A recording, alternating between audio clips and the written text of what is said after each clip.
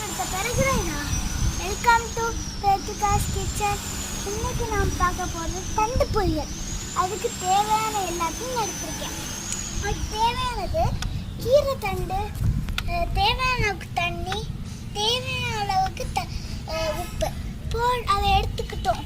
நான் இன்னைக்கு ரொம்ப கருப்பு சாண்டல் கலரில் இருக்கிற உப்பை எடுத்துருக்கேன். அந்த உப்பு ஊரில் புதுசாக கிடைச்சிது.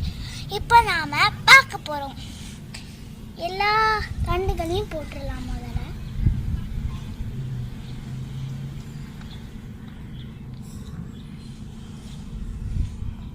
போட்டாச்சு. லைட்டாக மட்டும் தண்ணி ஊற்றிக்கோங்க. நாம் இதில் நிறைய தண்ணி எடுத்துருக்கோம், ஆனால் லைட்டாக தண்ணி ஊற்றிக்கோங்க. ஏன்னா கீரை பொரியல் நல்லா இருக்காது, தண்டு பொரியல். அப்போ எல்லாத்தையும் சேர்த்துருங்க, உப்பு மட்டும்.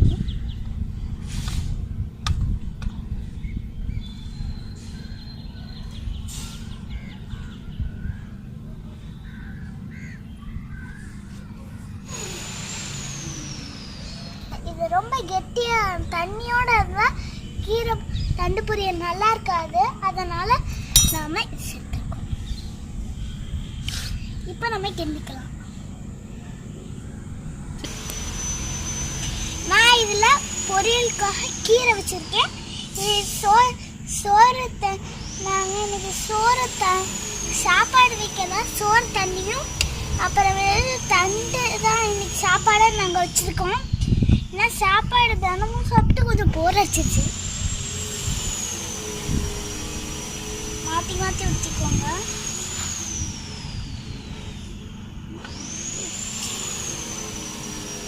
இப்போ நம்ம கிண்டிக்கலாம். லைட்டாக இந்த தண்ணி எடுத்துக்கணும். இந்த தண்ணியை எடுத்து ஊற்றணும். அவள் தான் நம்மளோட தண்டு பொரியல் ரெடி ஆயிடுச்சு. இன்னைக்கு நம்ம இதை எடுத்து இப்போ நான் பிளேட்டில் போட போகிறேன்.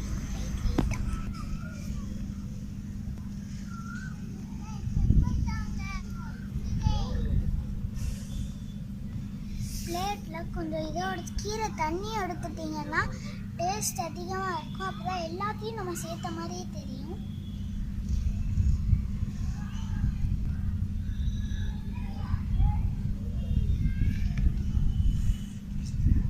இதையும் ஒழுங்காக போட்டுருங்க. அப்போ டேஸ்ட் இதிலேருந்து கொஞ்சம் எடுத்துக்கோங்க. அப்போ நம்ம சுவையான கீரையும் ரெடி ஆகிடுச்சு. சோத்து தண்ணியும் ரெடி ஆயிடுச்சு. கீரை தண்டு குழம்பும் ரெடி ஆயிடுச்சு. இது நம்ம எல்லாருக்குமே பிடிச்சது. நம்ம எல்லாருக்குமே பிடிச்ச இந்த குழம்பை மட்டும் நீங்கள் சாப்பிட்டீங்கன்னா என்னைக்கும் இல்லாத இந்த டேஸ்ட்டை மட்டும் பார்த்து தினமும் நான் இதை தான் சாப்பிடுவேன்ட்டு உங்கள் அம்மா கிட்டேயும் உங்கள் அப்பா கிட்டேயும் சொல்லுவீங்க.